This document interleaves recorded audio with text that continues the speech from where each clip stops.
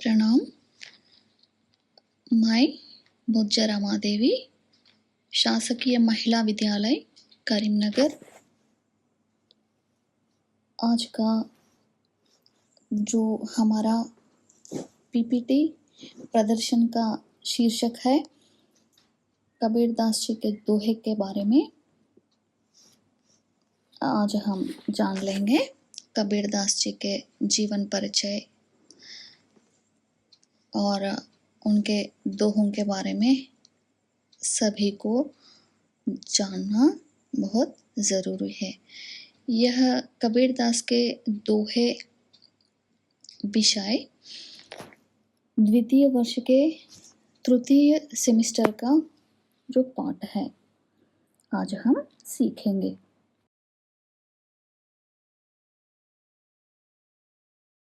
कबीरदास जी के बारे में हम जानकारी लिए तो ये हिंदी साहित्य इतिहास के भक्ति काल के निर्गुण भक्ति शाखा के और ज्ञान मार्गी जो धारा के प्रतिनिधि कवि माने जाते हैं। जो इनकी एकमात्र ग्रंथ बीजक है। इनका जो इनकी भाषा है सदुकड़ी, साधुओं की भाषा। इन्होंने अनपढ़ कवि थे, फिर भी उनके जो अनुयायियों ने, उनके शिष्यों ने अपनी जो वाणी को ग्रंथस्थ किए थे वे बहुत अमूल्यवान जो विषयों को इनके शिष्यों ने ग्रंथस्थ किए थे। इनके दोहों की जो मुख्यतः क्या है कि ये समाज सुधारक के लिए, समाज में रहने वाले जो अंधविश्वासों को दूर करने के लिए बहुत प्रयास किए हैं। मानव जाति एक है, भगवान एक है, मानने की जो विषय अनेक होते हैं, ऐसा जो कबीरदास ने इस संसार को ज्ञान दिए हैं। इनके दोहों में मुख्यतः गुरु की महिमा और समाज में जो आडंबर भक्ति पाठ का जो खंडन और सभी विषयों को जो अनेक धर्मों में रहने वाले मूढ़ाचार अंधविश्वासों को दूर करने का जो ज्ञान देने के जो प्रयास किए हैं कबीरदास जी। इस दोहे में कबीरदास जी राम नाम की जो महिमा को बता रहे हैं। दोहा इस प्रकार है, राम नाम के पटंतरे देबै को कुछ नाही, क्या लय गुरु संतोखिए होश रही मन माही। इस दोहे में कबीरदास जी ने कहते हैं कि राम नाम की तुलना किसी से भी नहीं की जा सकती। राम नाम के बराबर इस संसार में कोई दूसरी चीज ही नहीं हो सकती। गुरु के द्वारा ही हम भगवान तक पहुंच सकते हैं, अर्थात गुरु ही हमें ईश्वर तक पहुंचाने का मार्ग दिखा सकते हैं।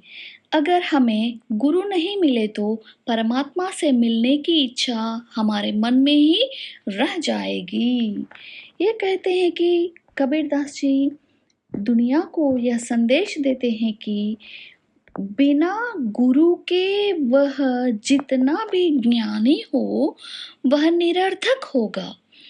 भगवान के जो आशीर्वाद से बिना, गुरु के जो आशीर्वाद के बिना इस संसार में कुछ भी संभव नहीं रहेगा। वह ऐसा संभव होने पर भी वह थोड़ा सा अधूरी रह जाएगा बिना भगवान के और बिना गुरु के। इस तरह का वे कहते हैं कि राम नाम के पटंतरे देवों को कुछ ना है। राम नाम को इस संसार में बारंबार ऐसा एक दूजा तीसरा ऐसा रटने से कोई जो लाभ नहीं होता। राम नाम की दीक्षा भी गुरु के द्वारा ही प्राप्त करना बहुत आवश्यक होगा। गुरु के बिना भगवान को जो प्राप्त करना और भगवान को जानने की जो प्रयास करना निरर्थक होगा। जो भी तुम सीखना चाहते हो, जो भी तुम इस संसार के सामने कुछ महत्व जो दिखाना चाहते हो, वह गुरु के द्वारा ही संभव होगा। ओंकार और श्रीकार गुरु के द्वारा ही करना ही पड़ेगा, नहीं तो तुम जितना भी भक्त और ज्ञानी होने पर भी गुरु के बिना तुम्हारा जो शिक्षा दीक्षा पूरा निरर्थक होगा। इन्होंने कहते हैं ऐसा कबीरदास जी ने। इसलिए इस संसार में गुरु को अधिक महत्व देने चाहिए। बिना गुरु के तुम बहुत बड़े विद्वान होने पर भी कुछ लाभ नहीं होता। तुम्हारा गुरु कौन है, किनसे तुम शिक्षा दीक्षा पाई, ऐसा कोई पूछने पर हमें जो कोई भी गुरु नहीं है ऐसा बोलना बहुत हास्यास्पद होगा। इसलिए सभी व्यक्ति भगवान को जानना चाहते हैं तो गुरु के द्वारा ही जानना चाहिए। इस तरह का ईश्वर तक पहुंचाने का मार्ग दिखाने वाला एकमात्र मार्ग गुरु ही है, ऐसा कहते हैं कबीरदास जी। इस दोहे में गुरु की महानता भी बता रहे हैं। ओके,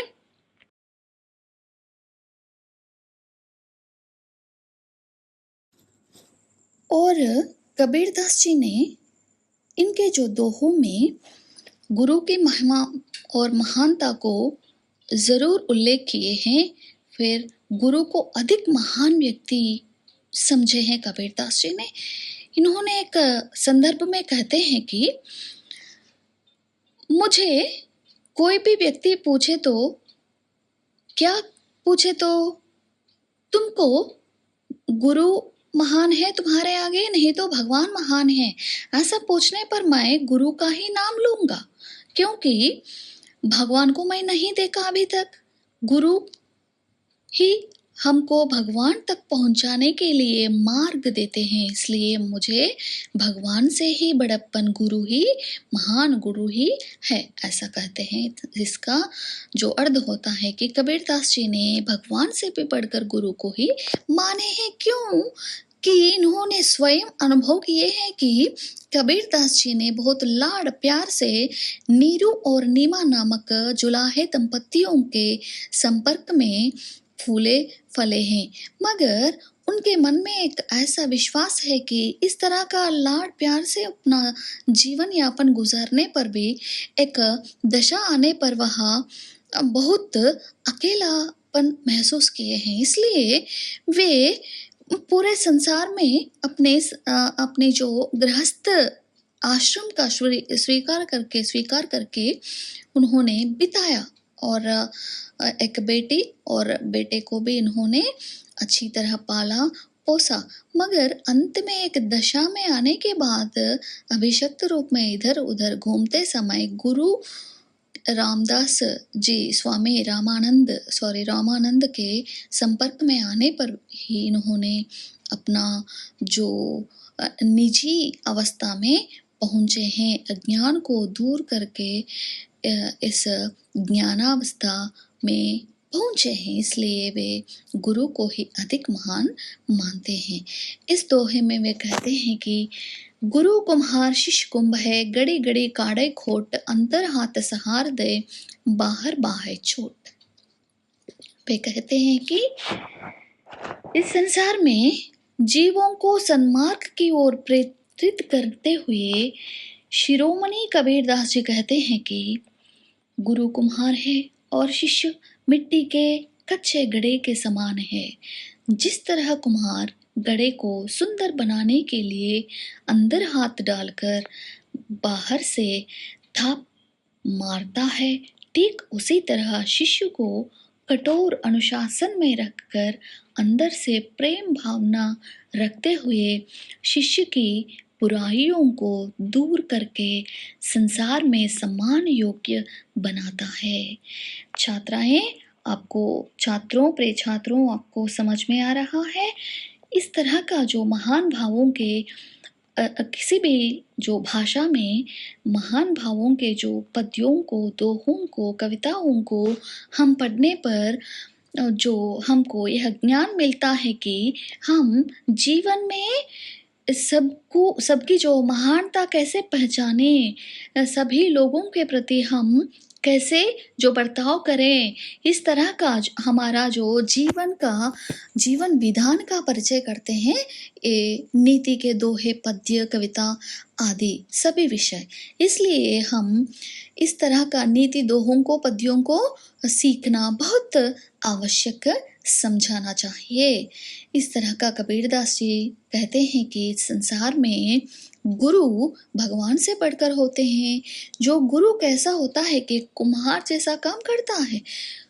गच्छे घड़े को कुम्हार मतलब जो घड़ों को तैयार करने वाले कुम्हार ने कच्चे मिट्टी में रहने वाले पूरे कचरे को निकालकर मिट्टी को बहुत अच्छी तरह मिला के उस मिट्टी से सुंदर गोल सुंदर आकार के घड़ों को जो तैयार करते हैं, उसी तरह का कुम्हार के रूप धारण करके समझते हैं। नहीं तो कुम्हार रूपी गुरु ऐसा भी समझते हैं।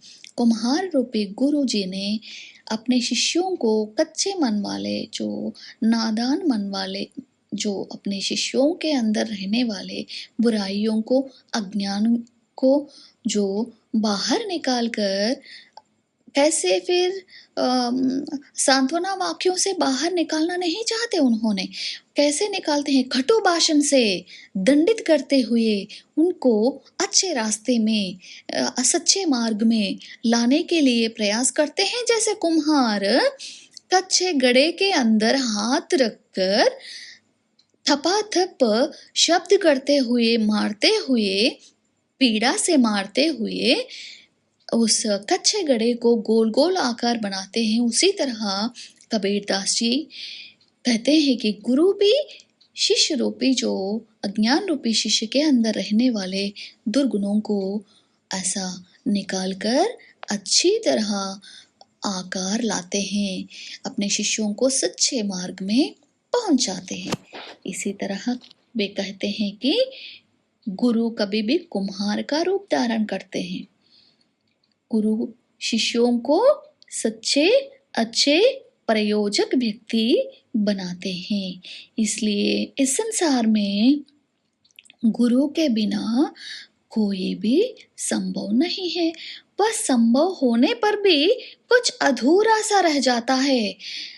मैं कुछ छूट चुका हूँ, किसी विषय को मैं इस असंपूर्ण है मेरा मन, ऐसा सोचते हैं सभी लोग बिना गुरु के।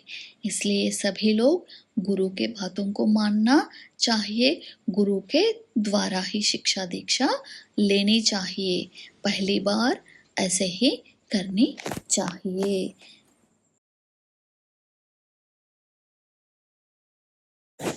कबीरदास जी ने और एक दोहे में कहते हैं कि मनीषा जन्म दुर्लभ है, देहन बारंबार, तरवर थैफल झड़ी पड़िया, भौरी न लागे डार।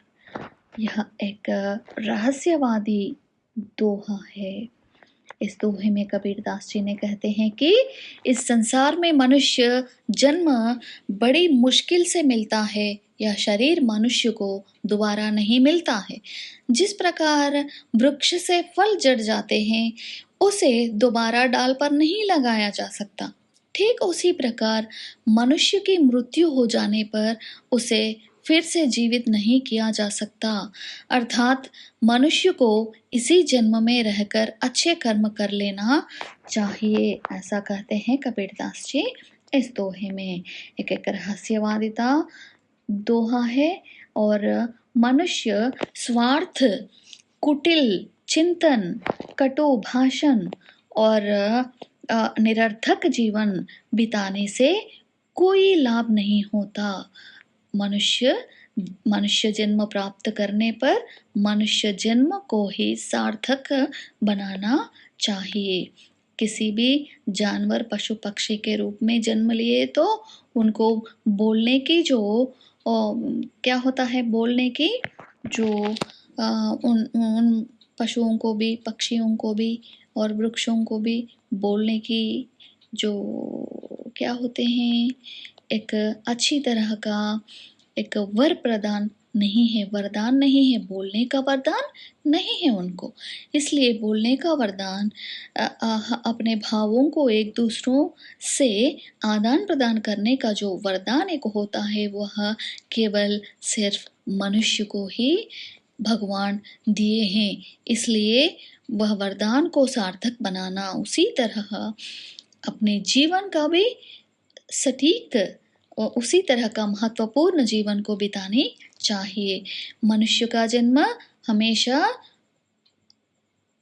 क्या होता है, मनुष्य का जन्म हमेशा शाश्वत नहीं होता, अनश्वर नहीं होता, नश्वर शरीर है, इस तरह का नश्वर हो जाता है।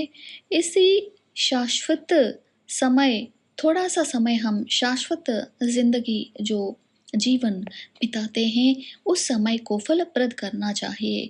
ज्ञान को सभी अपने जो मन में रहने वाले थोड़ा सा ज्ञान समझो, नहीं तो आप विद्वान पंडित हो, सभी लोग अपने अपने ज्ञान को, अच्छाई को सब लोगों में बांटते हुए चले जाना, अपने जीवन यापन को अच्छी तरह खुशहाल बिताना, क्योंकि मनुष्य जन्म बार बार नहीं मिलने वाला है, मनुष्य का देह बार बार नहीं मिलने वाला है। कबीरदास कहते हैं कि एक उदाहरण देते हैं कि पेड़ को देखो, तरवर को देखो, तरवर मतलब फूल फल देने वाले औषधीय पेड़ समझो, जो भी पेड़ को ले लो, उन पेड़ों को देखे तो हम वसंत ऋतु में पूरा अच्छा हरियाली सी फूल फलों से लशालश लाद कर दिखता है, बहुत सुंदर। मगर शिशिर ऋतु आने पर पूरे जड़ जाते हैं और वीरान पड़ जाते हैं।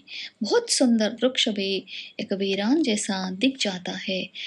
फिर उस पेड़ से जो गिरने वाले पत्ते होते हैं ना, एक बार गिर जाने पर फिर वह पत्ते अगली बार फिर नहीं जुड़ सकते। उसी तरह का मनुष्य जीवन में एक बार मृत्यु को प्राप्त करने के बाद और एक मनुष्य जीवन का प्राप्त नहीं लेता है।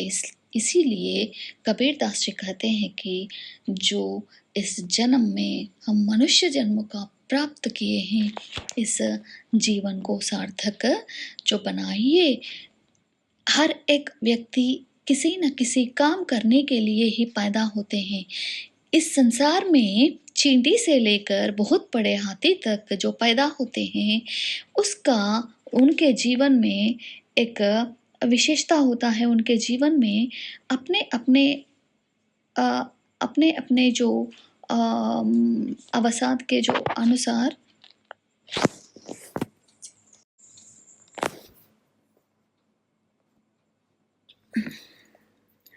इसी तरह का कबीरदास कहते हैं कि बिना गुरु के द्वारा कुछ भी संभव नहीं है। उसी तरह का मनुष्य का जन्म दुर्लभ से मिलता है। इसी जन्म को हमेशा सार्थक बनानी चाहिए।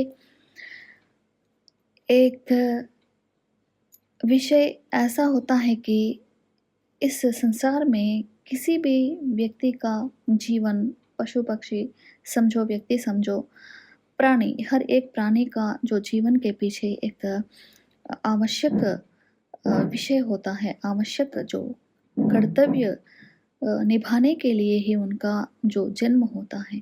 इसलिए अपने अपने जीवन को हमेशा सार्थक बनानी चाहिए, क्योंकि जो मनुष्य का जन्म बार बार नहीं मिलता है।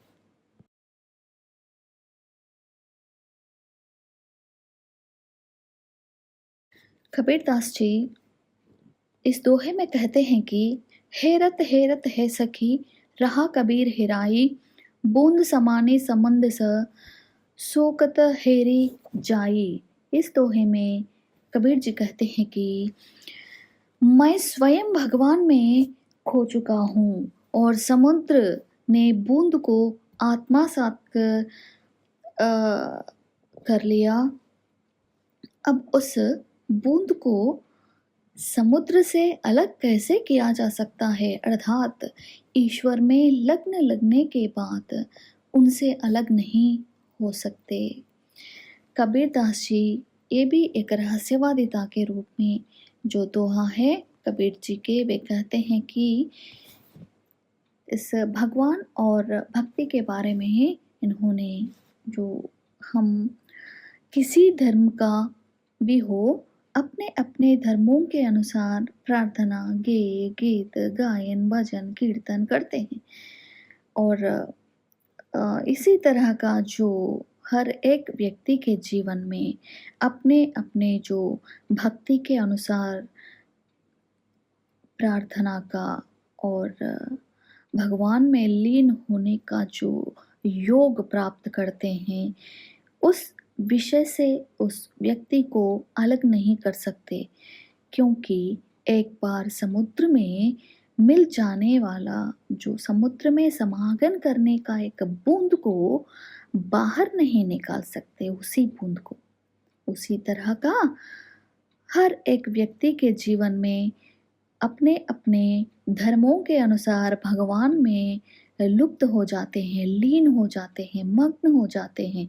उनको हम बाहर निकालना, उनसे, उन भक्ति भावना से हम बाहर निकालना बहुत मुश्किल हो जाता है। उसी तरह का वे स्वयं अनुभव करके जो हमको एक ज्ञान बांटना चाहता है कि है मूर्ख, अपने अपने धर्मों को, भगवानों को अदल बदल करने के लिए इतनी जो वाचालत्व को दिखाते हैं ना, है मूर्ख मानव, वो व्यर्थ होगा। अपने अपने धर्मों में अपने अपने जो विश्वास रखने वाले भगवान में ही आप लीन हो जाओ, समा जाओ, वो ही उचित होगा। मैं भी उसी तरह का लीन होने वाले एक प्राणी हूँ, व्यक्ति हूँ। मैं ऐसा ही एक अनुभव किया हूँ। वे कहते हैं कि स्वयं भगवान में खो चुका हूँ और समुद्र ने बूंद को आत्मसात कर लिया। मैं भगवान में ऐसा विलीन हो गया हूँ कि समुद्र में बूंद कैसे जो समा जाते हैं, उसी प्रकार मेरा मन भगवान में लीन हो गया। उसको बाहर लाना बहुत मुश्किल हो जाएगा, कहकर वे कहते हैं। हम बहुत जोर से बाहर लाने पर भी फिर वह मन उसी भगवान में, उसी ध्यान में लीन होना, वह निजी भक्ति कहलाता है, ऐसा कहते हैं कबीरदास जी।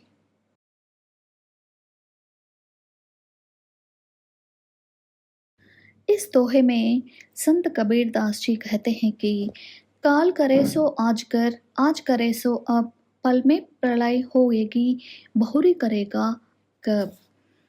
इसका जो भावार्थ इस प्रकार है कि कबीरदास जी कहते हैं, कल करने वाला काम आज ही कर लेना चाहिए, अर्थात हमें कोई भी काम कल पर नहीं छोड़ना चाहिए, क्योंकि क्षण में कब क्या हो जाए कोई बता नहीं सकते। तो फिर तू बचा हुआ काम कब करेगा, अर्थात अगले पल का कोई भरोसा नहीं, इसलिए आज का काम आज ही कर लेना चाहिए। कबीरदास जी हम सबको यह उपदेश देते हैं कि अब इस दोहे से पहले ही हम सीख लिए हैं ना, मानव जन्म बार बार नहीं पैदा होता, उत्पन्न नहीं होता, इसलिए एक बार मनुष्य जन्म का धारण करने पर उस जन्म में करने वाले कर्मों को करना ही चाहिए। अगली जन्म नहीं रहेगा, अगली जन्म में रहने पर भी किस प्राणी के अंदर तुम समा कर पैदा हो जाओगे किसी को नहीं पता, इसलिए इस मानव जन्म में ही तुम सभी काम निपट लो, कर लो, कर्तव्य को निभा लो। तुम किस विषय के लिए पैदा हो गए हो भगवान, तो किस विषय के लिए तुमको पैदा किए हैं इस धरती पर, उसी विषय पर तुम ध्यान दो।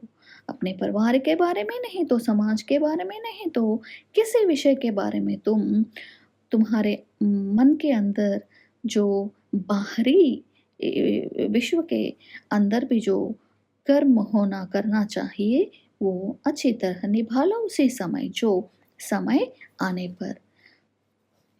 इसलिए कबीरदास जी उक्ति देते हैं कि एक क्षण में कहाँ से किस तरह का प्रलय आ जाता है किसी को पता भी नहीं।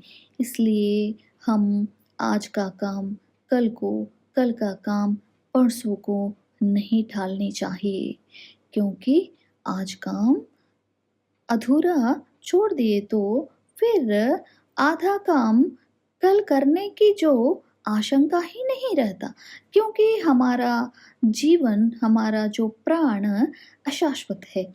इस अशाश्वत जीवन को, जन्म को लेकर हम शाश्वत रूप से कल करेंगे, परसों करेंगे, शाम को करेंगे, थोड़ी देर के बाद करेंगे, ऐसा विषय को, काम को कभी भी नहीं टालनी चाहिए। हम सोचे तो कभी न कभी ऐसा हम अक्सर करते रहते हैं, ऐसा नहीं करनी चाहिए। हर एक जीवन में ऐसा ही करते हैं सभी लोग, देखेंगे बाद में करेंगे, आज क्या ज़रूरत है, कल बात करेंगे, कल काम करेंगे, ऐसा हमेशा टालते टालते टालते रहते हैं। ऐसा करना बहुत बेकार हो जाएगा, वह काम को हम अधूरा ही छोड़ना पड़ता है। कुछ समय में उस काम को नहीं कर सकते हम, उस समय में आने वाले करने वाले जो जो चॉइस होता ना वो दोबारा नहीं मिलता होगा। इसलिए उस समय में करने वाले काम उसी समय में कर लो। इस अनश्वर जीवन में कल पर टालना बहुत व्यर्थ हो जाएगा। कामों को असंपूर्ति में ही जो छोड़ना जो पड़ते हैं। इसलिए आप हमेशा समय पर ही काम को कर लो, कहते हैं कबीरदास जी। हमको क्या करनी चाहिए? समय समय पर ही कर्तव्य को निभाना, किसी भी काम को कभी भी टालना नहीं चाहिए।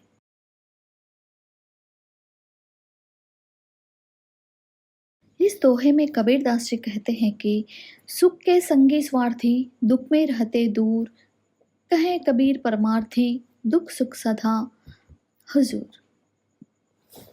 वे कहते हैं कि जो लोग सुख में साथ रहते हैं और दुख में भाग जाते हैं, वे लोग स्वार्थी होते हैं।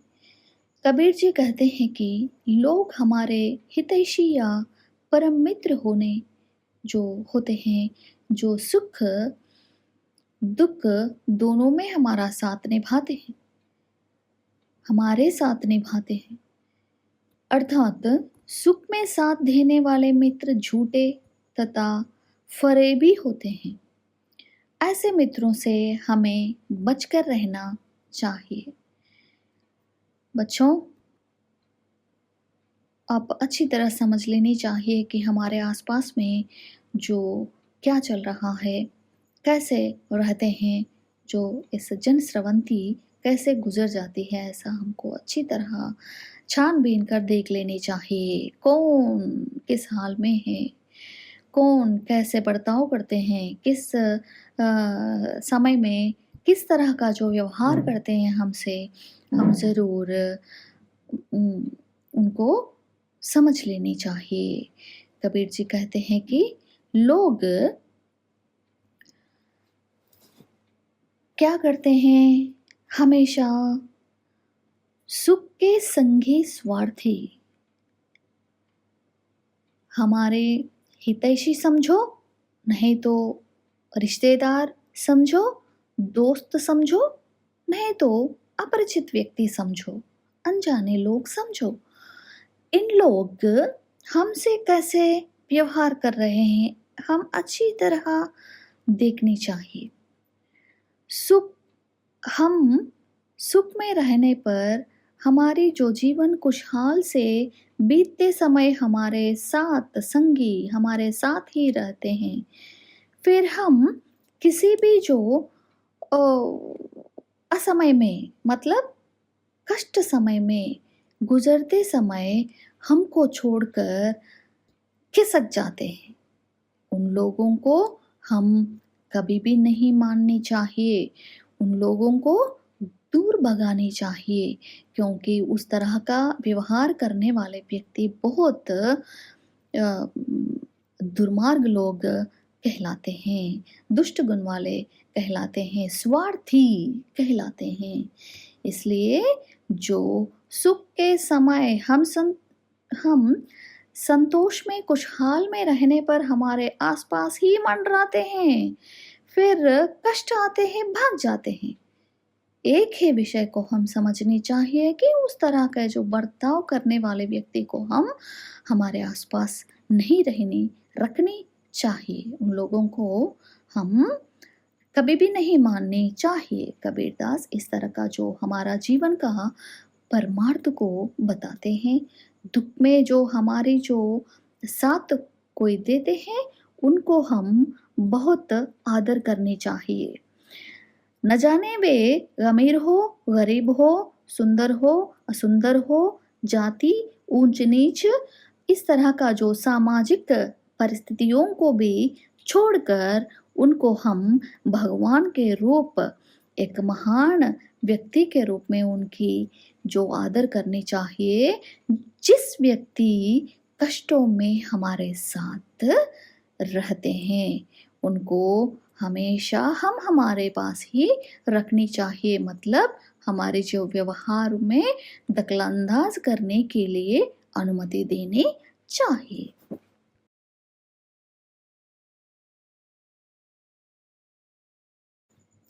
इस दोहे में कबीरदास जी एक महत्वपूर्ण दोहा बता रहे हैं।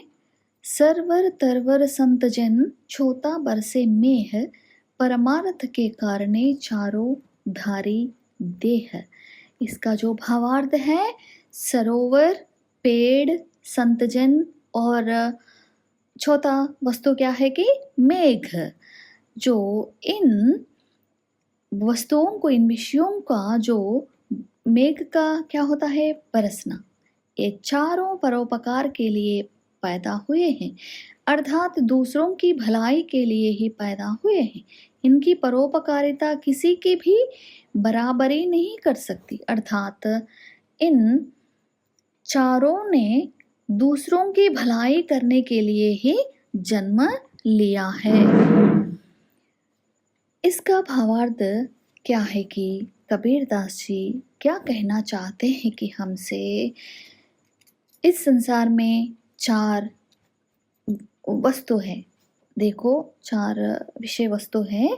एक सरोवर मतलब तालाब, पोखर, जो पीने का जो पानी होते हैं ना, पोखर कुआं, पीने लायक पानी के स्रोत कहते हैं। सरोवर समझो, कुएं समझो, नहीं तो झरना समझो, नहीं तो क्या समझते हैं, सरोवर, तालाब, ये पूरा पानी को रखने वाले एक सरोवर।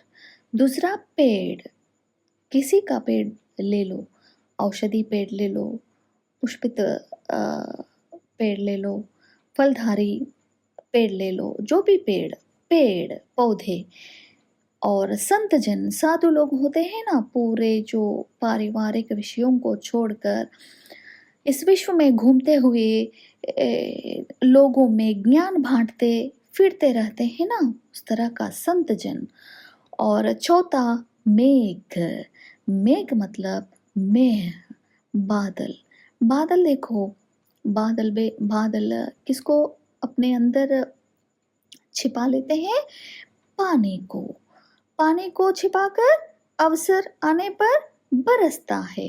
इस तरह का इस चार क्या है, सरोवर, पेड़, संतजन, मेघ, ये चार किस लिए पैदा हो गए हैं, केवल परोपकार के लिए ही पैदा हुए हैं।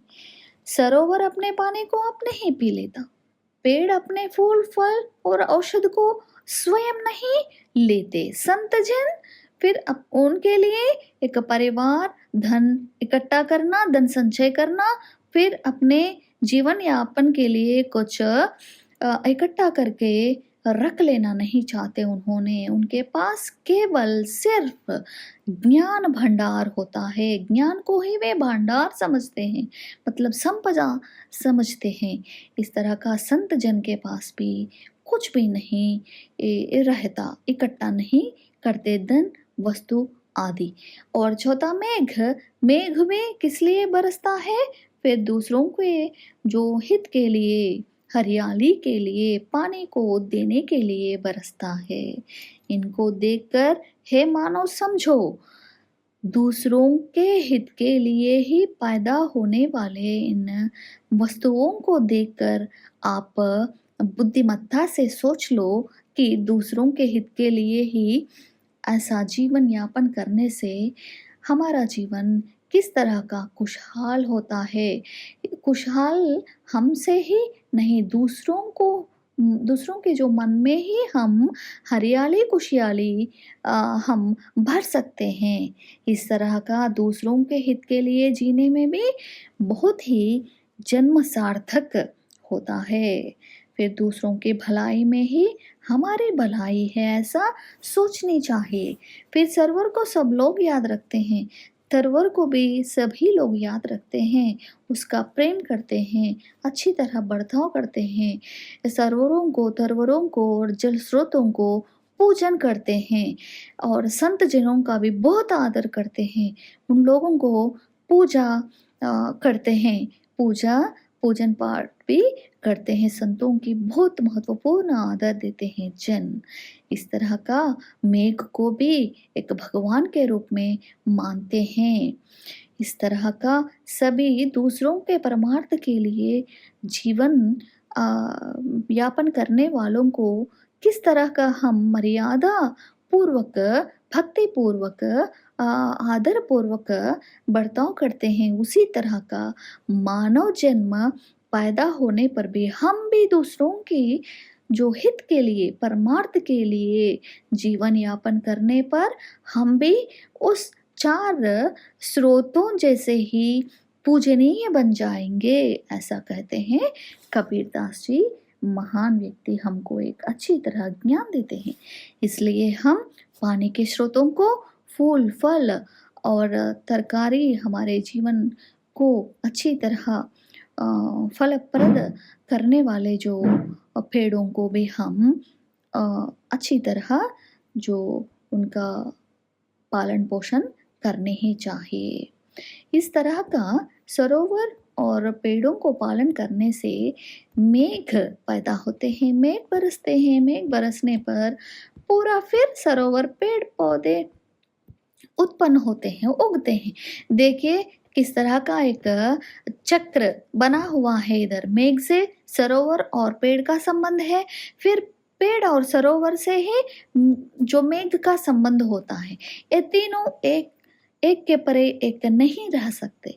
मेघ से जो बरसने वाले पानी से ही सरोवर और तालाब जैसे अच्छी तरह जल स्रोत पैदा होते हैं, पेड़ भी उगते हैं।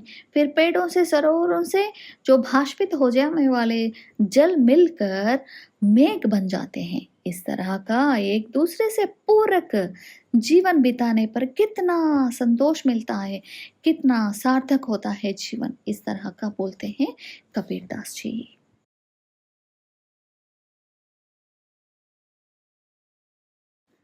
इस दोहे में कबीरदास जी, महान व्यक्ति, साधु रत्न, कहते हैं कि दुनिया कैसी भावरी, पातर पूजन जाए, घर की चाकी कोई न पूजे, जे ही का पीसा खाए।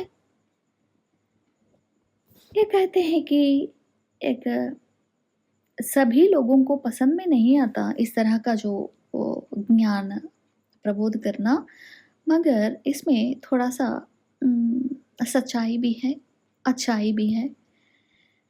कबीरदास जी कहते हैं कि हे मानव, इस दुनिया भी कितनी पागल है, पत्थरों की पूजा करती है, अर्थात पूजा करने के लिए पत्थर के भगवान मानती है। पत्थर को ही भगवान मानती है। घर की चक्की को कोई नहीं पूछता, जिसका पिसा हुआ अनाज खाते हैं, आटे को खाते हैं। अर्थात लोग भगवान के दर्शन के लिए मंदिर, मस्जिद, गुरुद्वारे, चर्च जाते हैं, लेकिन अपने मन में कोई नहीं झांकता जहाँ भगवान विराजमान है। कितना महत्वपूर्ण, कितना सुंदर दोहा है ये, देखिए। इसी दोहे में पूरा विश्व निर्भर है। पूरे विश्व का जो वसुदैव कुटुंबकम समा गया है इसी दोहे में। वे कहते हैं कि इसी तरह का और एक दोहा भी है इनका, पत्थर पूजे हरे मिले तो मैं पूजू पहाड़, ताते या चाकी बलि पीस का संसार, ऐसा भी कहते हैं इन्होंने। ये बहुत अक्कड़पन वाले, जो अपने मन में रहने वाले विषय को निर्भीक निसंकोच बताने वाले एक महान पुरुष मानते हैं। इस तरह का जो बर्ताव करने के लिए भी बहुत साहस करनी चाहिए। जो ऐसा विमर्शा करने पर भी, विमर्शा करने के लिए भी एक साहस की जो ज़रूरत होती है, कबीरदास में वो बहुत सारे हैं इस तरह का गुण। वे कहते हैं कि दुनिया कैसी बावरी है, ये विश्व को देखो कितने पागल है। पातर पूजन जाए, पत्थरों को पूजा करने के लिए जाते हैं। फिर घर में एक पत्थर है, उसका नाम चक्की होता है, ऊखली होता है। ऊखली जो हम चटनी वगैरह बनाते हैं ना, ऊखली। उस तरह का पत्थरों से हमारे जीवन में पत्थर का बहुत महत्वपूर्ण स्थान है। पत्थर के रूपी वस्तुओं को हम बहुत सारे विषयों में उसका प्रयोग करते हैं, उपयोग करते हैं, पर उन सब को छोड़कर पत्थर रूपी भगवान को हम हमेशा पूजा पाठ करते हुए, समय को, धन को नष्ट करते हुए, आडंबर जीवन बिताने के लिए भक्ति भाव का एक ओढ़नी ओढ़कर घूमते हैं। इससे कुछ फायदा नहीं, ऐसा कहते हैं कबीरदास जी। हम भगवान को ढूंढने के लिए सभी धर्म वाले अपने अपने जो पवित्र स्थानों में जाते हैं, बहुत मीलों को सौ दूर तक जाते हैं, देश विदेशों में घूमते हैं भगवान को पाने के लिए, भगवान को दर्शन करने के लिए। मंदिर, मस्जिद, गिरजाघरों में जाकर ऐसा पूजा पाठ ठाट बाट आडंबर से करने से ही भगवान का जो पूजा पाठ संपूर्ण हो जाता है, ऐसा समझते हैं। मगर वो बहुत कदापि प्रशंसनीय नहीं होता है, कदापि सही नहीं है। जो भगवान हमेशा इस विश्व में हर एक वस्तु, व्यक्ति, मन, जीवी में भगवान का जो निहित है, केवल दृष्टि मात्र से उसका जो हम प्रकट रूप में नहीं देख सकते हैं। भगवान को देखने के लिए बहुत सच्चे अच्छे दिल होने चाहिए। झांक लो एक बार अपने मन के अंदर, आपके मन में ही, हृदय में ही भगवान का वास होता है। देख लो, आपके झांक लो, एक झांक लो आपके मन के अंदर, भगवान मिल जाएगा। तब भगवान मिल जाएगा दूसरों के हित में, दूसरों की भलाई में, इस संसार की भलाई में। जो व्यक्ति अपना जीवन बिताते हैं, उसका जो उसके मन में भगवान का वास होता है। इसका अर्थ क्या होता है? सभी इस विश्व में अच्छाई के लिए पैदा होने वाले साधु संत, महान पुरुषों के और वीर गति प्राप्त करने वाले जो योद्धा होते हैं ना, उन योद्धाओं में भगवान का वास होता है। वो ही हमारे भगवान मानने चाहिए। इसके बजाय मंदिर, मस्जिद, गिरजाघरों में जाकर पूजा करने से कोई फायदा नहीं है। आपको ऐसा करना चाहते हैं तो घर में रहने वाले चक्की को देख लो, चक्की का जो पूजा करो। चक्की मतलब आटा पीसने वाला एक पत्थर की वस्तु होते ना, हर एक घर में उस चक्की को पूजा करो, क्योंकि वह चक्की धाने को पीसकर आटे के रूप में हमको देता है। उस आटे को हम रोटियां बनाकर खा लेते हैं। यह जीवन को, इस प्राण को जिंदा बचा लेते हैं। इसलिए चक्की की पूजा करो, ऐसा कहते हैं कबीरदास जी। इसका अर्थ क्या होता है कि भगवान की पूजा मत करो, ऐसा नहीं समझते हैं। भगवान की पूजा करने के जो आड़ में आप लोग समय को, धन को व्यर्थ नहीं करना, आडंबर ठाट बाट पूजा पाठ करने की ज़रूरत नहीं है। जो महान हो, गरीब हो, अमीर हो, कोई भी हो व्यक्ति, अपने मन में रहने वाले जो भगवान को अपने हृदय में ही दर्शन कर लेना। वह दर्शन कब होता है? गरीबों में और जीवन यापन करने के लिए बहुत मुश्किलों में गुजरते हुए व्यक्तियों की सहायता करने में जो आगे आते हैं, उनकी सहायता करने वाले ही भगवान का रूप होता है। इसलिए जो व्यक्ति भगवान के जो दर्शन अपने आप में करते हैं, वह निस्संदेह समाज में रहने वाले गरीबों की सहायता करते हैं, समाज में रहने वाले कुरीतियों को और दुर्नीतियों को दूर करने के लिए प्रयास करते हैं। उस तरह का कबीरदास जी कहते हैं कि आप पूजा पाठ कर लो, मगर नियमानुसार कर लो। आप अपने अपने कर्तव्य को निभाते हुए, काम करते हुए भी भगवान का स्मरण कर सकते हैं। भगवान का स्मरण करने के लिए काम को बाजू में रखने की ज़रूरत नहीं है, विषय को बाजू में रखने के लिए रखने की ज़रूरत नहीं है। हर एक काम करते हुए मन में भगवान का स्मरण भी कर सकते हैं। और पूजा पाठ में ठाट बाट आडंबर में खर्च करने वाले पैसों को गरीबों में बांटने में ही भगवान का दर्शन कर सकते हैं, ऐसा कहते हैं महान भाव कबीरदास जी।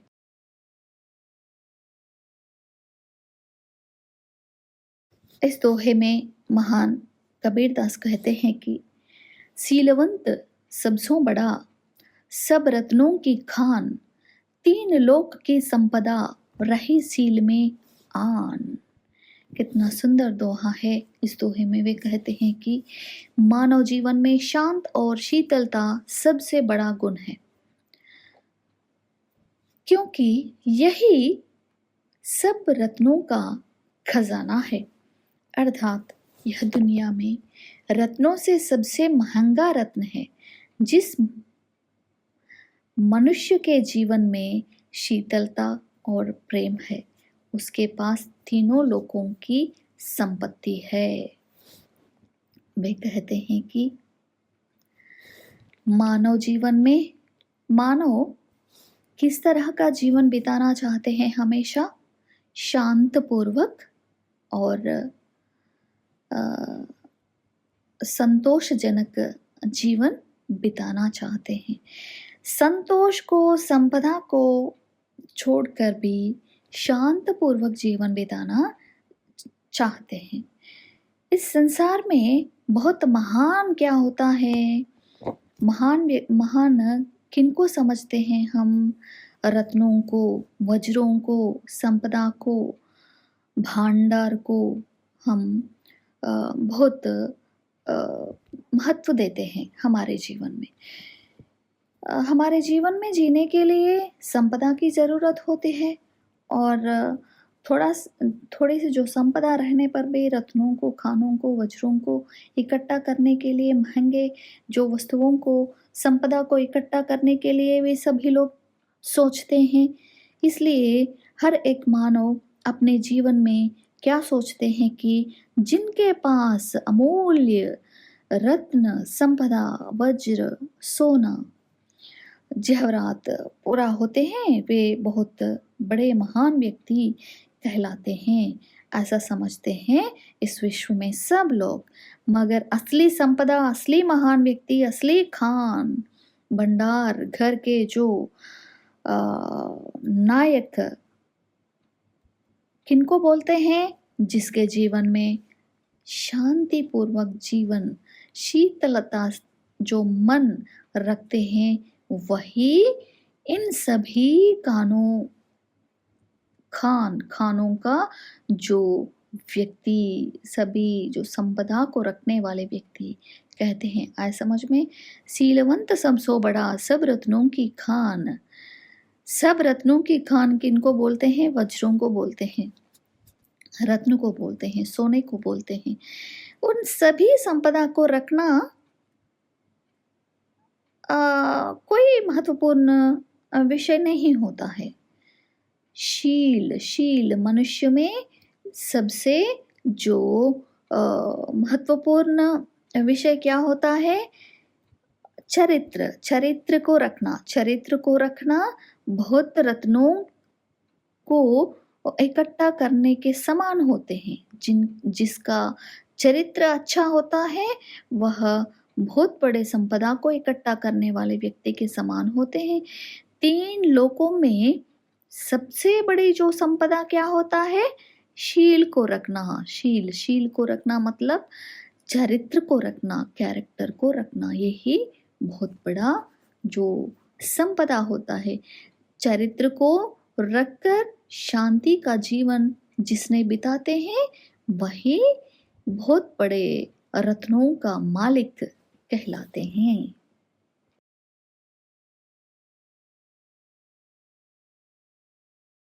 इस तरह का हमारे जो इस पाठ में कबीरदास जी ने अपने दोहों के द्वारा, 10 दोहों के द्वारा अनेक प्रकार के विषयों को हमारे जो ज्ञान को बढ़ाने के लिए कोशिश किए हैं।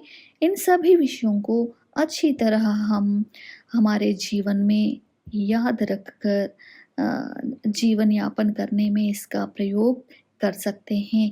गुरु को महान माननी चाहिए। संकट काल में हमारे जो साथ देने वाले व्यक्ति कौन होते हैं और हम सुख जीवन प्राप्त करते समय हमारे आसपास मंडरा कर हमसे जो हमारे जो संपदा में संतोष में भाग लेना चाहते हैं मगर हमारे कष्टों को लेना नहीं चाहते हैं, उनको हम हमेशा दूर रखनी चाहिए।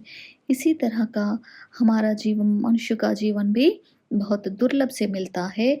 इस जीवन में हम जीवित होते समय भी सभी विषयों को, कर्मों को करनी चाहिए और किसी भी विषय को भी अगले समय पर नहीं टालनी चाहिए। उसी तरह का जो इस समय संसार में रहने वाले पेड़, सरोवर और बादलों को देखकर हम एक सीख मिलता है कि दूसरों के हित के लिए ही जीवन यापन कर लो और भगवान को ढूंढते हुए पूरे संसार में घूम घूम भ्रमण करते हुए मंदिरों में, मस्जिदों में, गिरजाघरों में जाकर बहुत सारे धन को व्यर्थ करते हुए, समय को नष्ट करते हुए भगवान की जो दर्शन करने की ज़रूरत नहीं है। समय को कुकर्मों में करते हुए, बीतते हुए, फिर धन को दूसरों के जो अवसरवादी गरीब व्यक्तियों में धन को बांटते हुए भी हम मन में भगवान का स्मरण करते हुए भी भगवान को दर्शन कर सकते हैं। इसी तरह का और एक विषय क्या है कि मुख्य विषय मनुष्य के जीवन में संपदा और धन दौलत की ज़रूरत होता है मगर वही प्रपंच नहीं होता, वही संसार नहीं होता, वही मानव जीवन का सार्थकता को नहीं बनाता है।